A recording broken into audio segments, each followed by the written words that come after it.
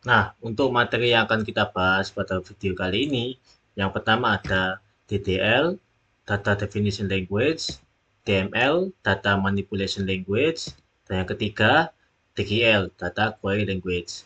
Nah, dari ketiga ini nanti kita akan bahas apa sih fungsinya untuk mempermudah kita mengatur suatu data di dalam sebuah database.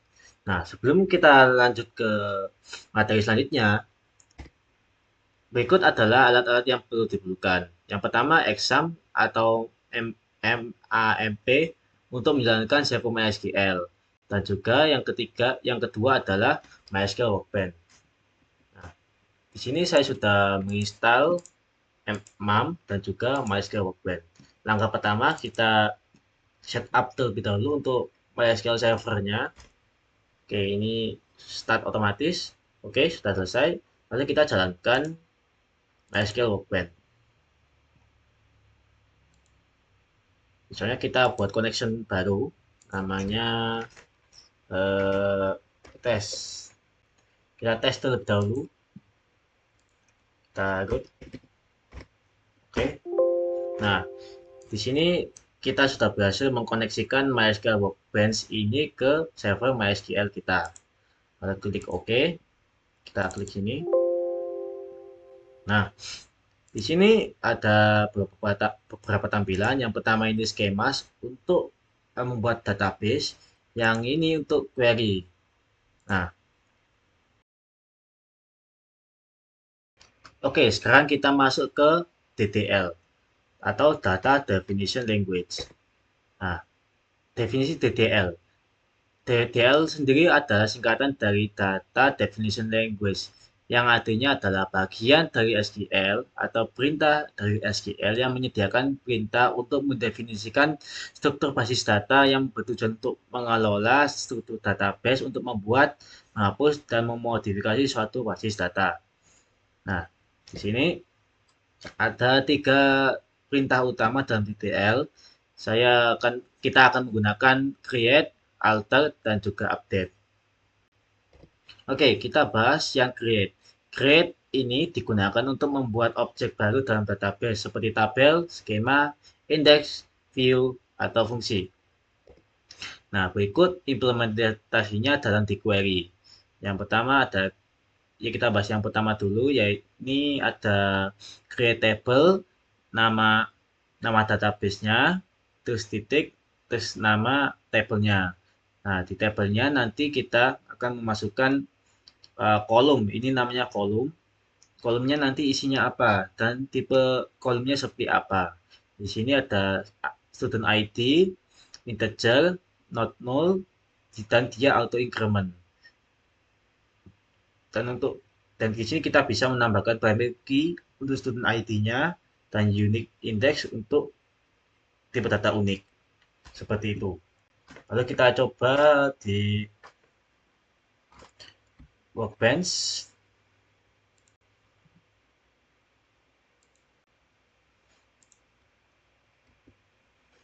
Kita coba di Workbench. Nah, di sini untuk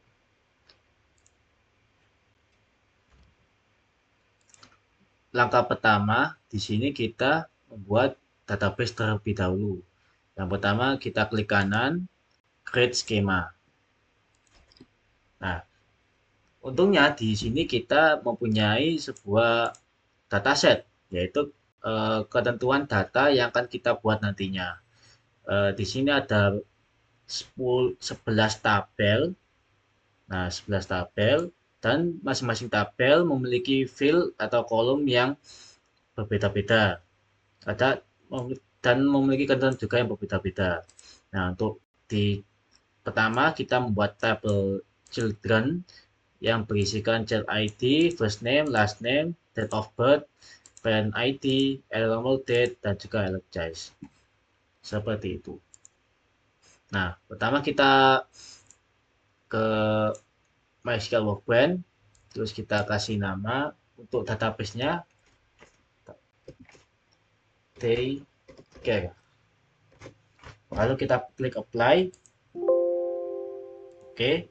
Nah, di MySQL Workbench sendiri ketika kita membuat suatu database atau memasukkan data, dia akan membuat query SQL secara otomatis. Nah, apa sih itu query SQL? Nah, nanti kita akan jelaskan setelah ini. Kita klik apply, kita klik finish, dan kita reload, refresh. Nah, DK sudah terbuat, lalu sini ada table. Nah, tabelnya ini masih kosong, teman-teman. Lalu karena masih kosong, kita membuat tabel yang ada ketentuan di sini. Yang pertama ada child ID, first name, last name, date of birth, dan lain-lain. Lalu kita coba di sini, saya split screen. Nah, untuk cara membuat tabelnya sendiri, pada menu tabel ini kita klik, lalu klik kanan, create table. Nah, di sini kita memasukkan nama tabel yang kita inginkan. Di sini kita memasukkan yang sama di sini, child, yang ini guys, sorry, yang ini, tabel children. Terus untuk kolom name-nya, untuk kolom name itu kita samakan di field. Oke, jadi yang pertama ada child ID, tipe datanya integer, primary key, not null, dan juga auto increment. Nah, di sini. Terus kita kalau pengen menambahkan kolom yang lain, kita klik lagi sini, first name, untuk value-nya 50. Ini last name,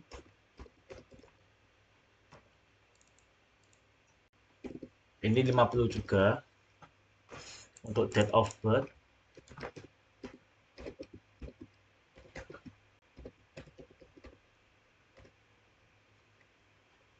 ini tipe datanya date atau tanggal. Nah, seperti ini. Lalu untuk parent ID, kita klik sini integer,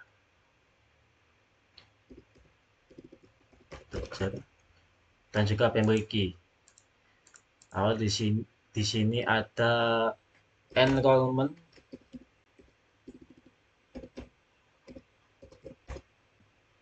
date, ini tanggal, date.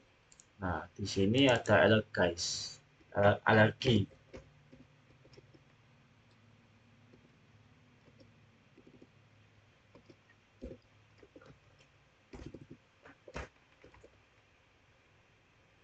Tipe datanya teks, kita cari teks.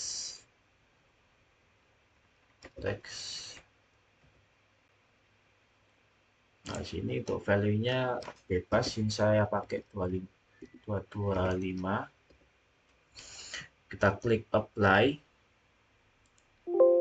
Oke.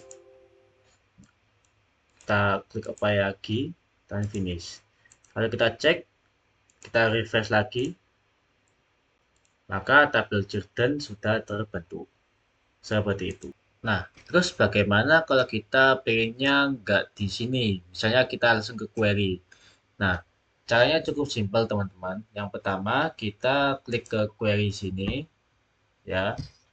Lalu di sini kita misalnya mau membuat tabel parents dengan eh, kolom parent ID, last name, first name, email, phone number, dan lain-lain. Dan langsung di query.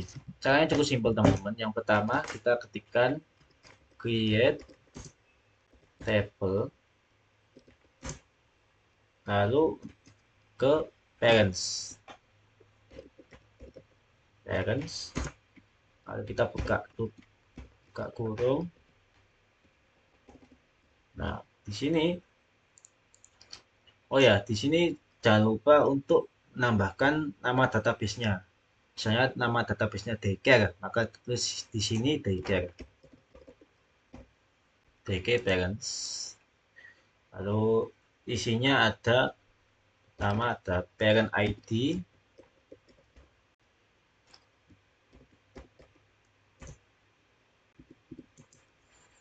integer int, tipe datanya, lalu auto increment, lalu primary key. Lanjut lagi, first name,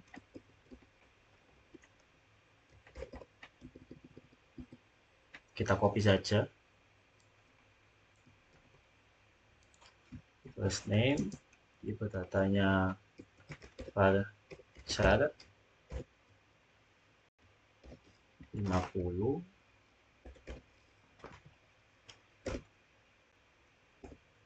Kalau di sini kita copy saja ya.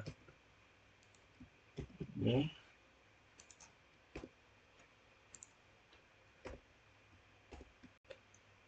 ada email,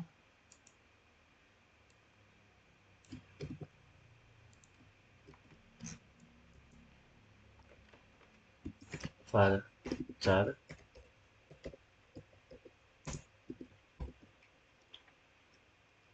terus kita ketikkan unique not null, lalu kita lanjut ke phone number,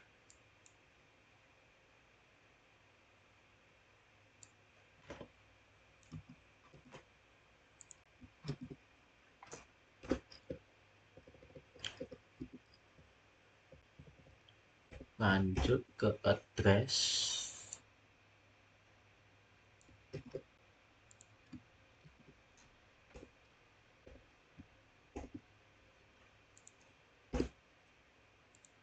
mungkin si kontak.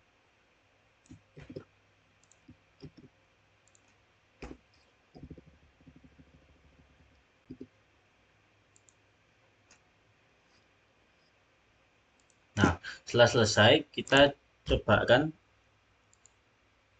Nah, di sini ada notifikasi data sudah berhasil dibuat. Kita coba refresh, kita klik parents, dan kita sudah berhasil membuat sebuah kolom di table parents dengan menggunakan create table.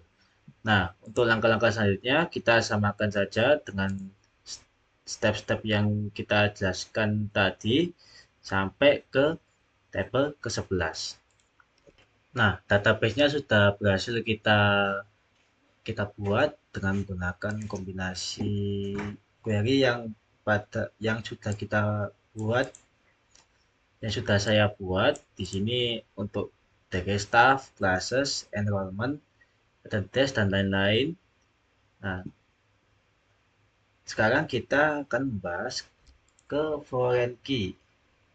Nah, foreign key sendiri adalah itu semacam referensi satu tabel ke tabel lainnya. Misalnya pada tabel tabel enrollment. Nah, pada tabel enrollment sendiri di sini kita saya zoom.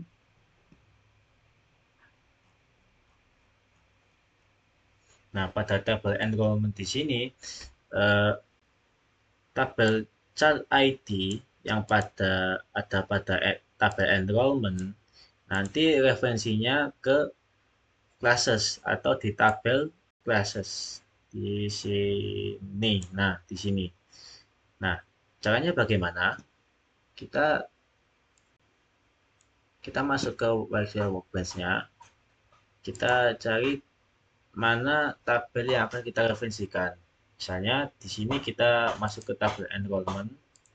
Di sini kita alter table. Nah, di sini ada foreign keys. Nah, pada foreign keys ini kita bisa membuat foreign key atau hubungan dari tabel enrollment ke tabel classes. Caranya di sini. Nah, untuk namanya sendiri kita misalkan fk enrollment ke classes. Nah, nanti di sini kita pilih yang tabel enrollment ke classes ya, ke kelas ID, kita apply. Nah, untuk yang ini kita hapus saja ASC.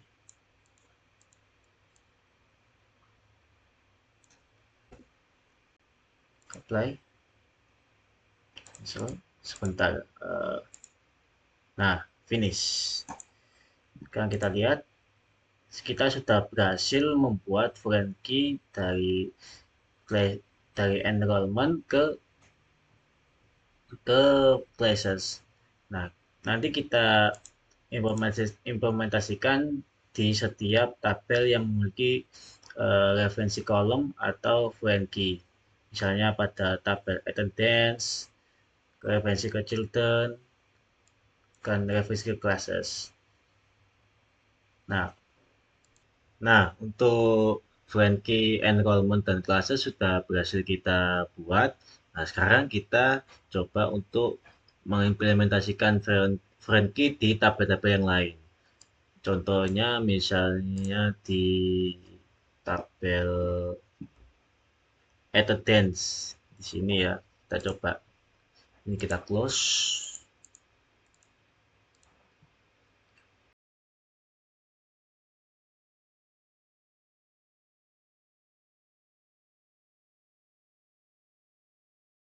Nah, akhirnya selesai. Jadi foreign key-nya sudah kita buat dari masing-masing tabel sesuai ketentuan yang ada pada dataset kita. Misalnya dari head record ke children, mereferensikan child ID, lalu yang payment, parent ID ke parent ID yang pada parents, dan juga ini ke parent ID.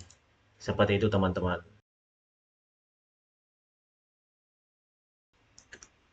Oke, sekarang kita membahas tentang perintah utama DTL, yaitu drop. Drop ini digunakan untuk menghapus objek dari database seperti tabel, index, view, atau skema secara permanen.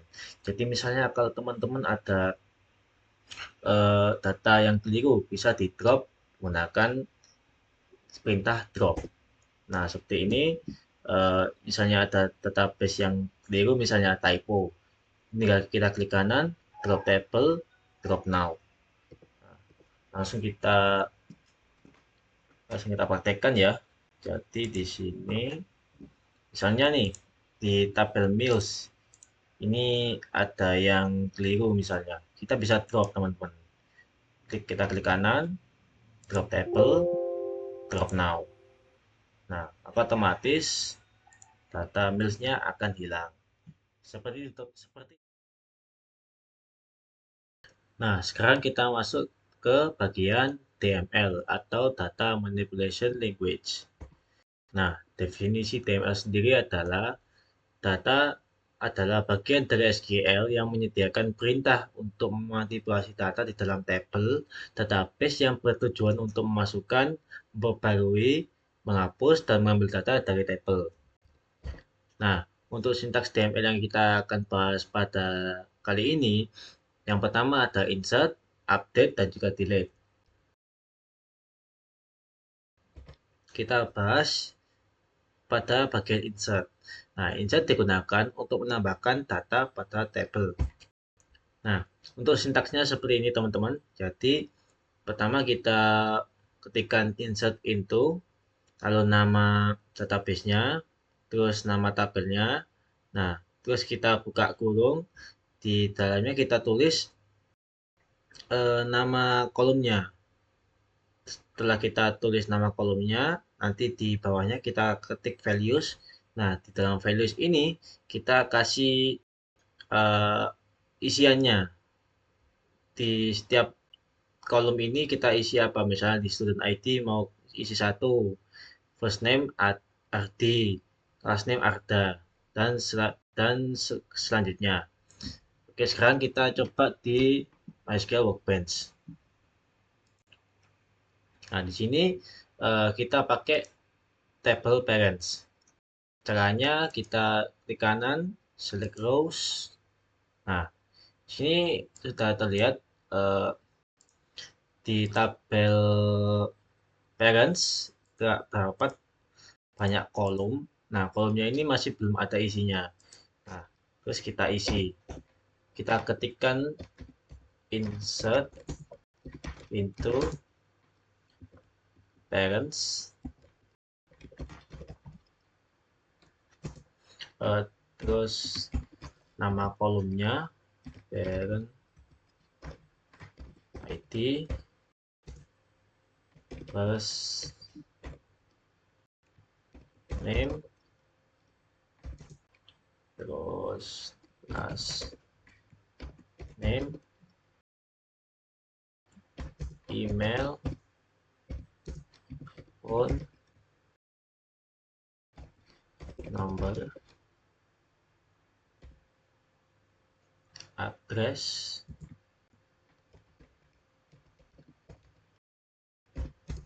emergency contact. Nah, di bawah sini kita ketikkan values.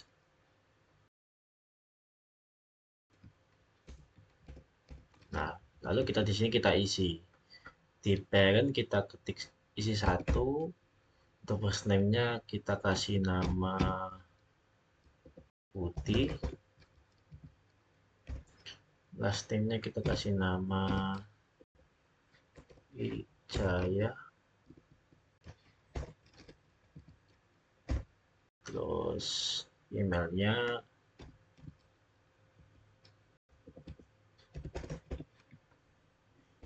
@gmail.com. Terus phone number-nya nah, address-nya kita misalnya Jakarta ya.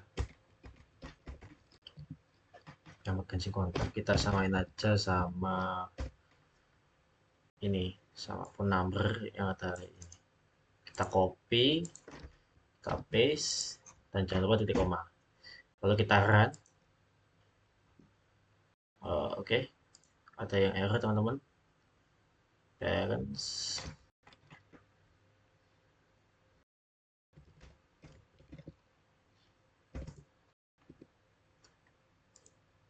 Nah, sudah berhasil. Kita coba. Nah, sekarang emailnya sudah kita sudah berhasil kita isi. Nah, untuk sintaks ini kita bisa menambahkan values lebih dari satu. Caranya gimana? Tinggal kita kasih tanda koma, lalu kita copy yang sampai di value-nya. Value-nya jangan diikutin. Yang bagian ini saja yang dalam kurung kita copy, terus kita edit sesuai keinginan kita. Misalnya di sini ada 2, ini 3, misalnya gini Joan, ternyata siapa Andi, misalnya Andi,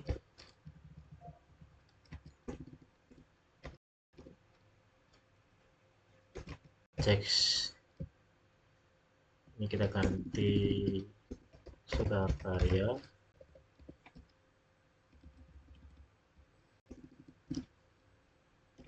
Enough. Nah, kita coba run. Oh, salah. Ini titik koma harusnya. Nah, kita reload.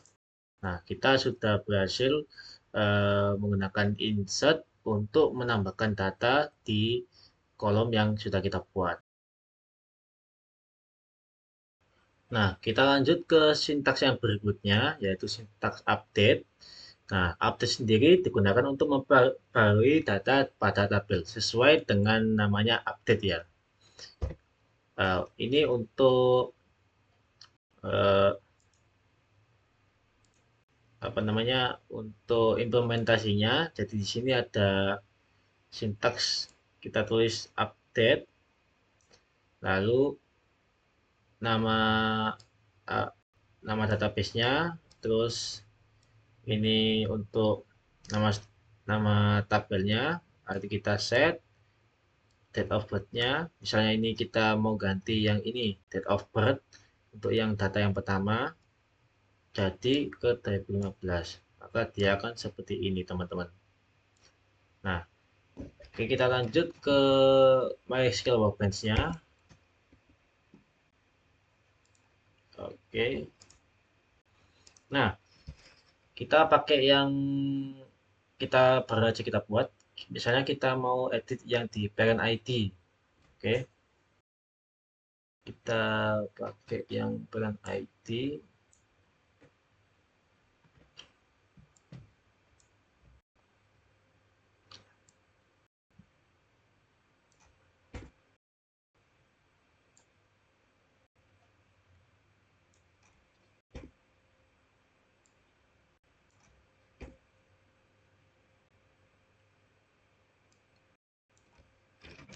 Update.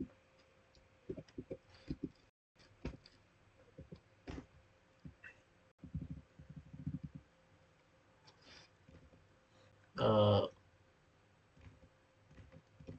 Set,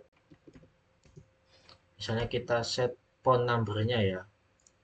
Ini mau kita ganti uh, misalnya 0001133. Nah, oh, kayak ini nama tabelnya dulu.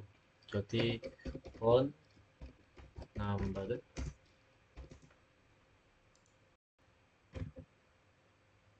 terus kita kasih kondisi di mana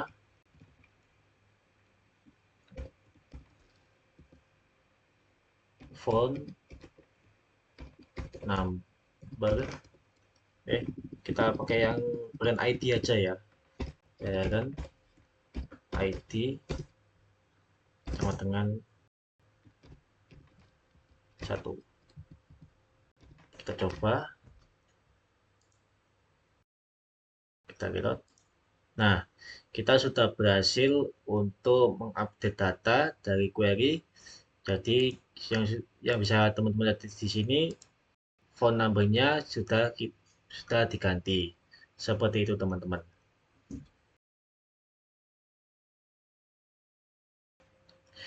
Nah, lanjut kita ke sintaks DML yang selanjutnya, yang terakhir yaitu ada delete. Delete ini digunakan untuk menghapus data pada tabel. Nah, untuk implementasinya cukup mudah, bisa pakai cara manual, jadi nanti di kanan delete rows, atau kita bisa pakai query seperti ini, delete from English course the student where student sama dengan 2. Nah, kita coba dua ini ya, yang cara manual dan juga cara query. Kita langsung ke Workbench. Nah, kalau misalnya kita pakai cara manual, kita tinggal select yang di bagian ini, klik kanan, klik kiri, terus klik kanan, delete rows. Maka dia otomatis akan hilang. Nah, misalnya kalau pengen cara manual, cara query, sintaksnya seperti ini teman-teman. Sama seperti update, cuma ini ada beberapa yang kita modif. Misalnya saya lihat ini. Ini kita ganti delete from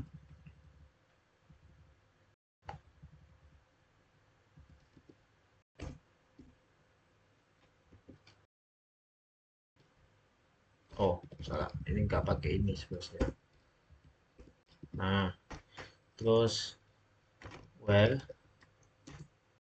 parent ID sama dengan, nah misalnya kita mau hapus yang ketiga ini, 3. Kita coba kan, berhasil. Kita lihat.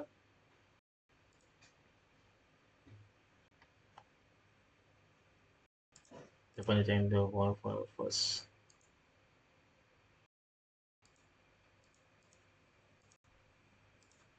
Oke, ini nampaknya ada error sedikit teman-teman ya.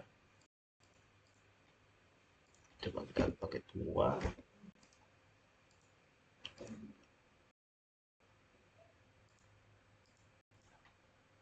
Kita selesai. Nah, sudah berhasil teman-teman. Jadi kita udah hapus yang parent kedua. Jadi parentnya sudah berhasil kita hapus dengan cara kita menggunakan sintaks delete from. Seperti itu teman-teman. Oke, kita lanjut ke DQL atau Data Query Language. Nah, Data Query Language atau DQL adalah bagian dari SQL yang menyediakan perintah untuk memanipulasi data di dalam tabel database yang bertujuan untuk memasukkan, memperbarui, menghapus, dan mengambil data dari tabel.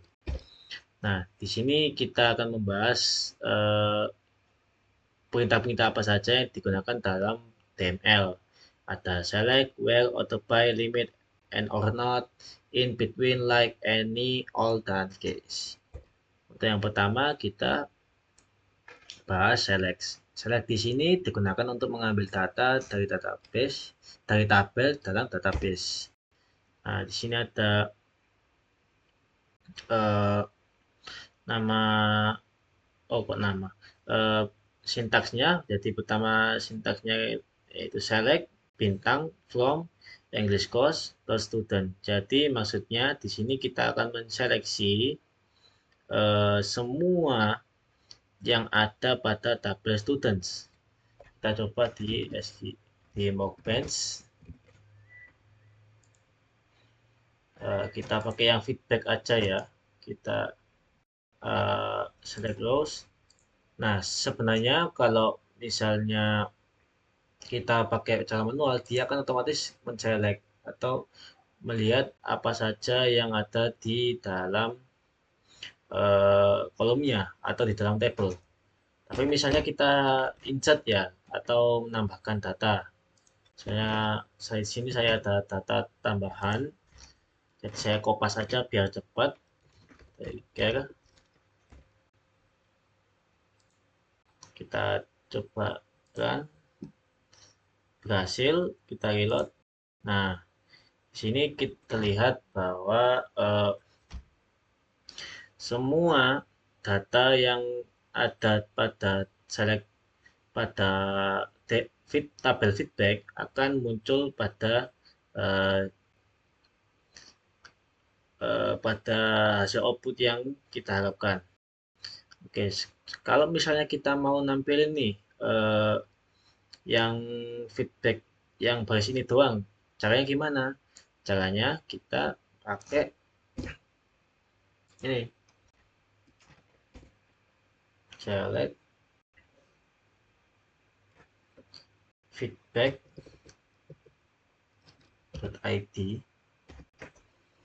Coba kita kan. Nah, maka feedback ID-nya yang hanya tampil. Bisa juga untuk yang lain, misalnya sini ada rating misalnya, rating. Nah, dia juga akan bisa menampilkan hanya rating saja. Coba kalau kita kombinasikan sama komen misalnya,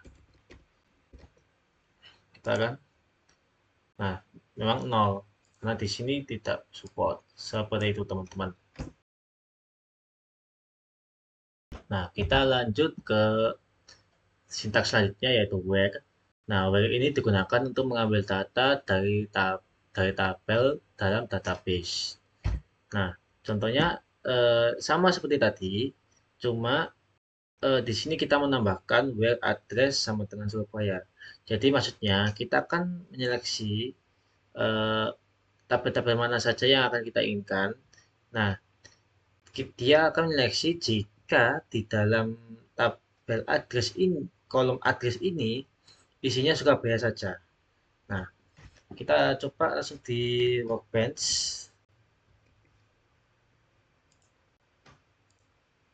Kita kita kasih bintang aja.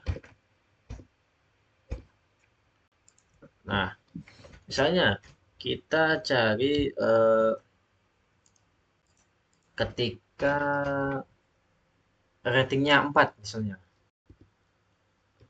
Kita ketikkan where rating sama dengan 4.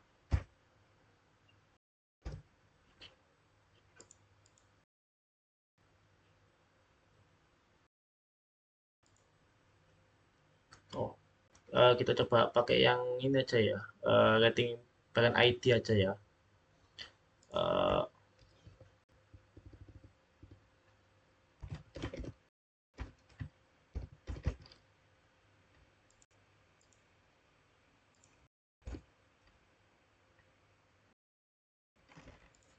sebentar. Ini harusnya nggak pakai ini. Coba kan. Nah, jadi di sini kita udah berhasil menampilkan data yang ratingnya cuma 4. Yang selain 4 tidak dianggap. Seperti itu teman-teman. Nah, sekarang kita masuk ke order by. Nah, order by di sini digunakan untuk mengurutkan hasil query berdasarkan satu atau lebih kolom, baik dalam urutan narik, ascending, ASC, atau menurun atau descending. Uh, untuk implementasinya seperti ini, kita buka Workbench, kita select semuanya. Oke, misalnya kita mau mengurutkan by rating dari urutan dari terbawah, maka kita bisa menggunakan perintah order by rating dash seperti ini teman-teman. Ketik order by rating, misalnya ratingnya dash. Nah, jadi dia akan mengurutkan yang rating. Kita coba ya. Nah, jadi dia ngurutnya dari yang terbesar ke yang terkecil. Misalnya kalau dari yang atas, oke. Nah, dia akan yang terkecil hingga yang terbesar. Seperti itu teman-teman. Ini kita bisa juga ngurutkan untuk parent ID dan juga feedback ID. Misalnya kita ganti parent ID. Nah, dia akan urut seperti ini teman-teman. Nah, kita lanjut ke sintaks selanjutnya yaitu limit. Nah, limit sendiri digunakan untuk membatasi jumlah baris yang diambil dari hasil query. Ini sangat berguna ketika Anda ingin mengambil sebagian kecil data dari sekumpulan hasil yang lebih besar. Nah, di sini misalnya ya limitnya 5 from English course student 5. Nah, misalnya di sini English course studentnya itu ada 10. Nah, kita maunya cuma 5 doang. Nah, nanti di sini akan menampilkan cuma 5 baris. Oke, langsung ke My SQL Workbench seperti biasa. Kita push, kita klik. Nah, misalnya eh, langsung ketikkan aja limit cuma 4 misalnya. Nah, ini yang nampilnya cuma 4 baris doang. Misalnya kalau kita mau ganti 3. Nah, dia akan menampilkan 3. Cuma 2. Dia akan menampilkan hanya 2. Nah, nanti tergantung juga nanti database teman-teman. Misalnya kalian ada 10 tabel, tapi saya kalian cuma mau nampilin beberapa tabel doang, juga bisa. Nah, seperti ini. Nah, lanjut ke sintaks selanjutnya yaitu and or and not. Nah, operator and digunakan untuk menggabungkan dua atau lebih kondisi. Kita poin dua atau lebih kondisi, di mana semua kondisi tersebut harus benar, dan jika salah satu kode salah, value tersebut tidak akan diambil. Seperti eh, namanya N, jadi harus menggabungkan dua atau lebih kondisi. Kalau OR itu eh, di, sama menggabungkan dua kondisi atau lebih, tapi bedanya setidaknya salah satu kondisi tersebut harus benar-benar true. Nah, kebalikan dari N, kalau N itu dua-dua syarat harus terpenuhi, kalau OR itu eh, setidaknya salah satu itu harus benar atau true. Nah, kalau not itu membalikkan kondisi logika. Jika yang diberikan adalah benar, maka not akan merubahnya menjadi salah atau false. Dan berlaku juga sebaliknya. Oke, kita langsung praktek aja. Oke. Nah, di sini kita coba pakai where from, salah, where kita coba pakai ini ya, rating ya, tabel yang rating. Kita pakai kondisi di mana kalau misalnya ratingnya itu 4 dan parent ID-nya juga 5, apa yang akan terjadi? Coba kita tuliskan rating di sini, lalu eh, 4, lalu N, parent ID, jika kurang lebih sama dengan 5. Nah, kita apa yang terjadi? Nah, dia akan mengambil eh, cuma beberapa yang memenuhi syarat aja. Jadi syaratnya eh, kurang kurang dari 4 dan juga lebih dari 4 dan juga kurang dari 5. Nah, kalau misalnya kita pakai OR,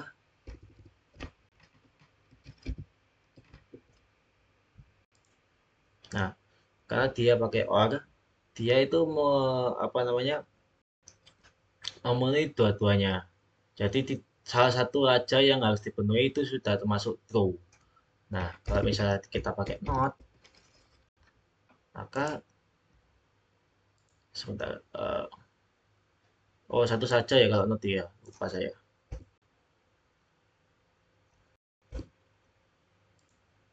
Nah, dia tidak akan menampilkannya. Seperti itu, teman-teman. Nah, lalu kita lanjut ke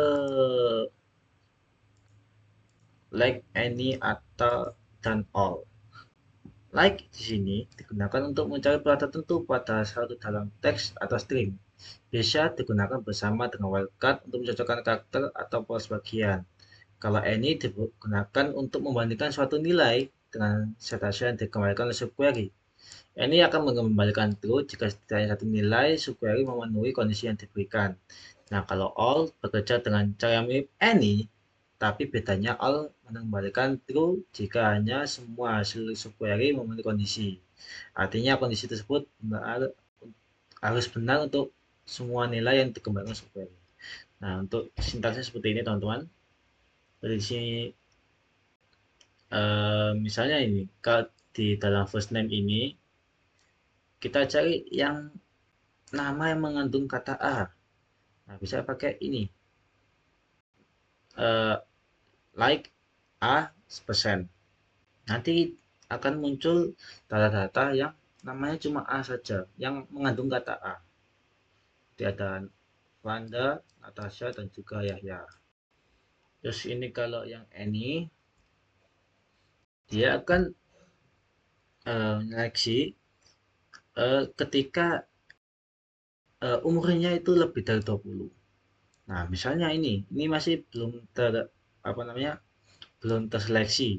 Nah, ketika sudah terseleksi, dia eh, menghapus yang lebih dari 20.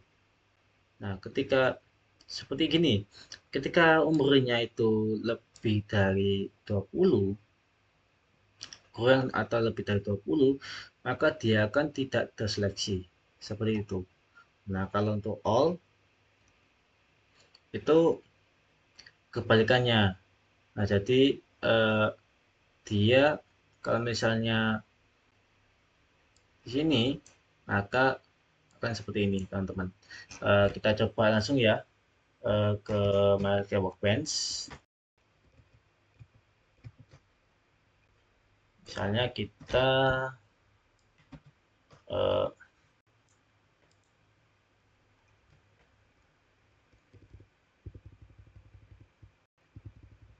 select from feedback where rating. Kita coba pakai yang any aja ya teman-teman. Any select rating from feedback ketika, untuk kondisinya ketika parent ID-nya itu sama dengan 1.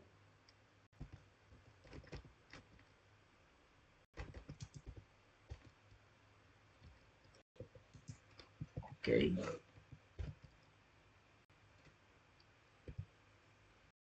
Set.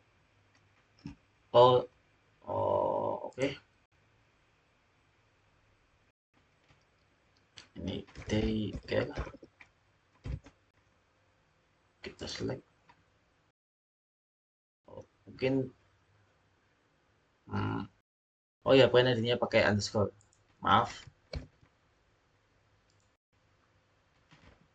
Nah, maka tidak ada yang terseleksi, teman-teman. Kita coba cari kata kunci lain, misalnya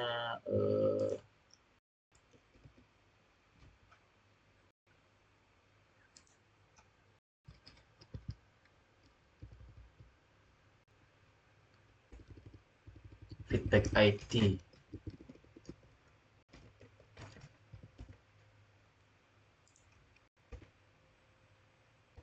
13. Nah, jadi yang 13 ini tidak akan terselect, teman-teman. Jadi kita ini menghilangkan feedback ID yang 13. Nah, itu yang kalau pakai any. Nah, misalnya kalau pakai uh, all. Nah, ini sama saja seperti feedback, cuma dia agak pada perbedaan sedikit.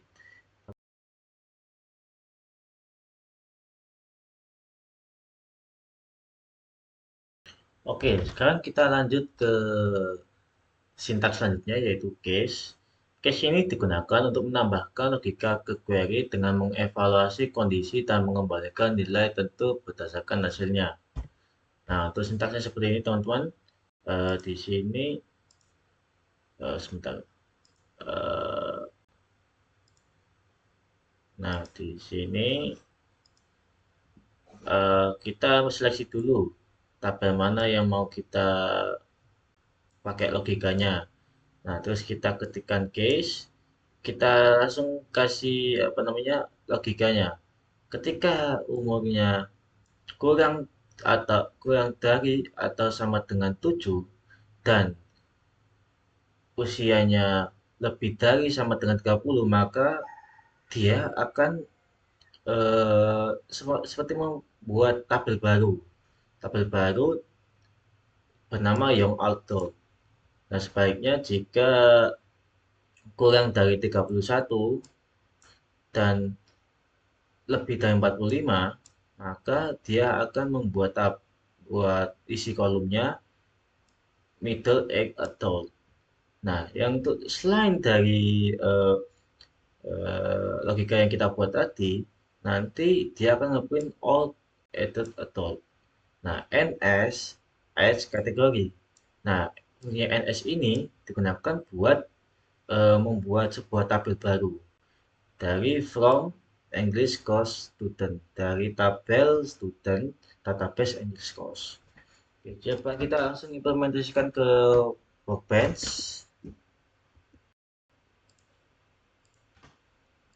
Nah, misalnya kita punya database feedback seperti studi kasus yang kita buat. Misalnya select, kita mau selectnya, kita maunya feedback sama rating.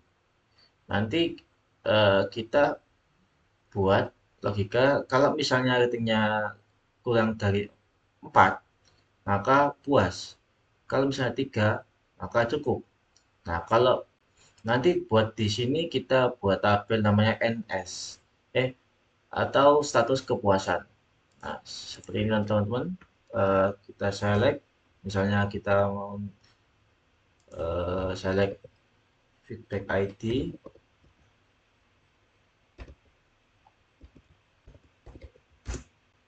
sama juga rating.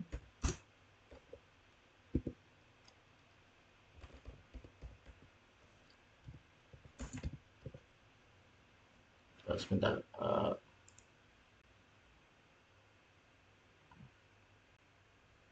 ini yang kita hapus dulu. Kita beri case when ratingnya yang dari sama dengan 4, maka kita printkan puas. Nah, kalau misalnya ratingnya 3, maka cukup.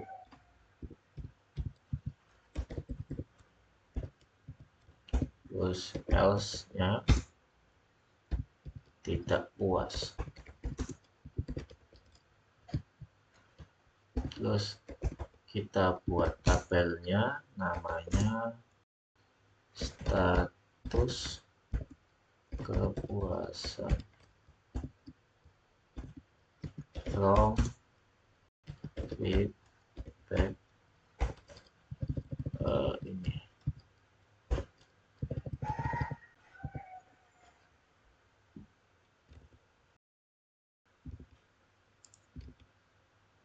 Ini pakai koma. Nah, sebaran non database berarti pakai D3.